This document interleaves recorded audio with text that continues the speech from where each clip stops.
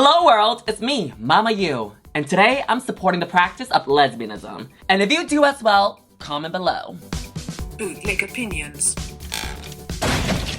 This video is sponsored by my 140-something Patreons. Mama Yu loves you, and thank you for being a patron, or Patreon. And in this show, I'll be giving my official bootleg opinions. But if you also want to see the official bootleg studio, go to the link below, where I give an inside look. I also give a behind the scenes of the renovation of my entire new space. So if you're bored while sitting on the toilet, check the link below.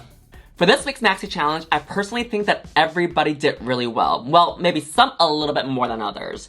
But I also have a different winner in my mind, and keep watching if you want to know who. And category for this week is Miss Fill in the Blank. And let's face it, okay, my opinions are the only ones that matter anyway. We first up have Miss Jessica Wilde, who is serving you Miss Sausage Party. And for those of you that don't know, a sausage party is actually a heterosexual party when the boys show up and surprisingly, no girls show up. So hence the name sausage party, because there's a lot of people that shows up with, sausages in their pants. But in this case, Miss Jessica over here is the winner of a sausage eating contest.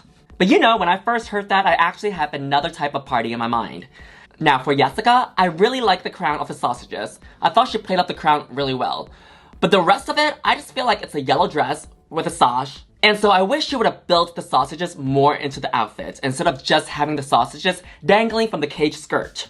So instead of the boning skirt, I wish that they were made of sausages instead. And I know that she's holding onto the sausages with a bow on it because she won the title, but I kind of wish that she has like a wrapping paper around it. Almost seems like a bouquet of flowers, but instead it's a bouquet of sausages instead. So that she plays up of pageantry a little bit more because she already has that crown of sausages. And to me, the sausages was okay, but to me, they just end up looking like balloons. The balloons from like the parties and stuff.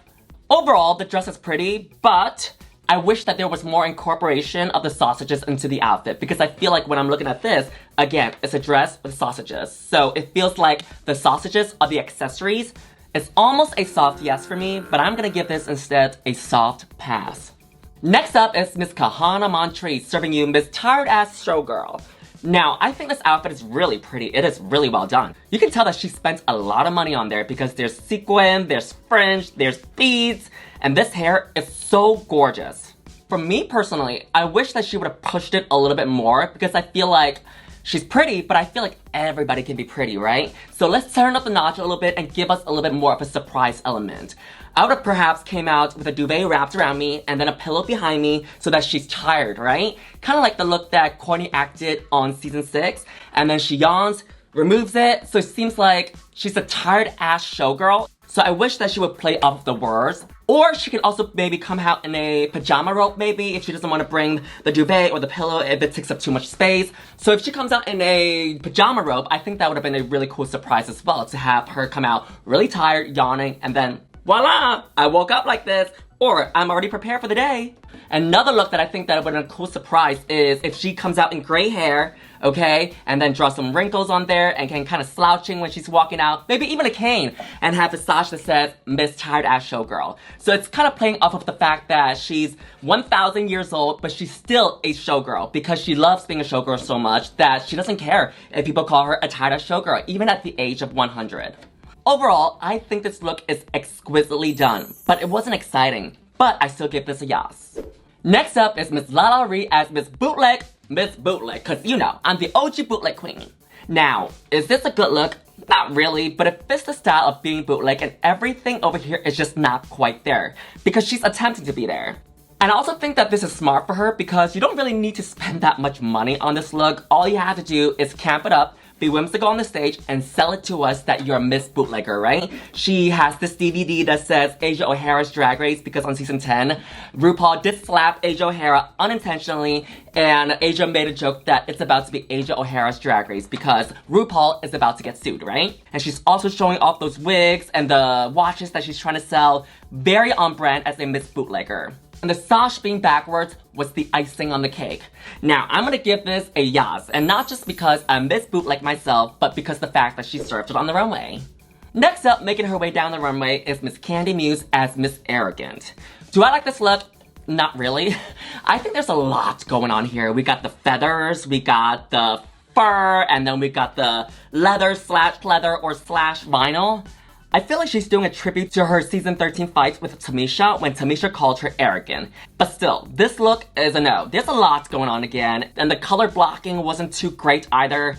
But yeah, this is a no for me. For this entire look, I like the sash, I like the hair especially, and I like the silhouette of the dress. And that's about it, unfortunately. Next up is Miss Hell, and straight from Hell is Alexis Michelle, and she's serving you Miss Manpick 2023. At first, I watched it in a bar, and I couldn't really hear the narration that Alexis was giving. I was like, why this yellow at the bottom, and why this color scheme? It doesn't really make sense, though I do like the hanky coat that she has in the back with the banana, right? Bandana.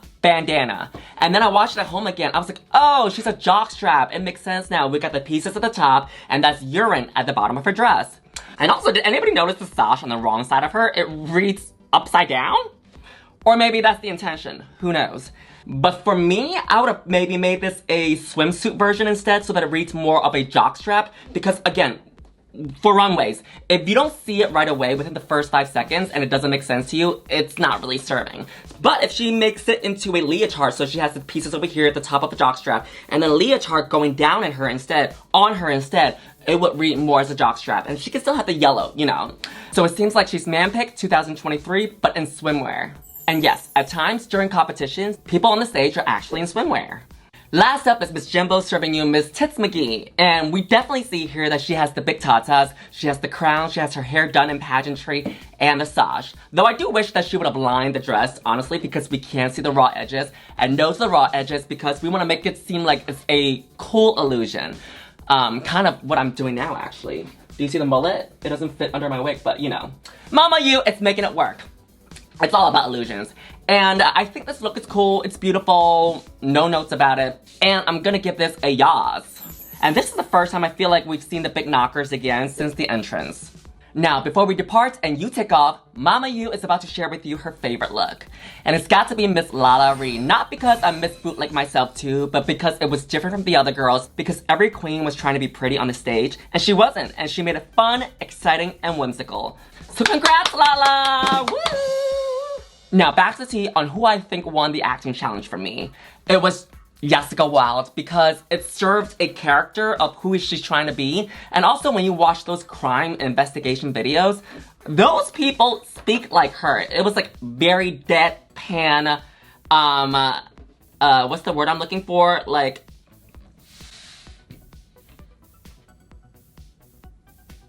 delivery. It was a very deadpan delivery, like she was very serious about it, but the jokes were all there and she was really funny. Where I feel like some of the girls, I do agree with Michelle that they were just playing themselves. It was not acting to me, and Jessica acted. But in the end, of course, we have to count the runway as well, and between LaLa and Jessica, LaLa delivered it for me. And now, it is time to depart each other, and that is not a bootleg fact. Keep being prideful and being you at all times. Bye, my queer community and my allies! Till next time! Mwah, mwah, mwah, mwah, mwah. Hey squirrel friends, when one video ends, just click on another one. It's called cringe viewing. Go ahead, I support you.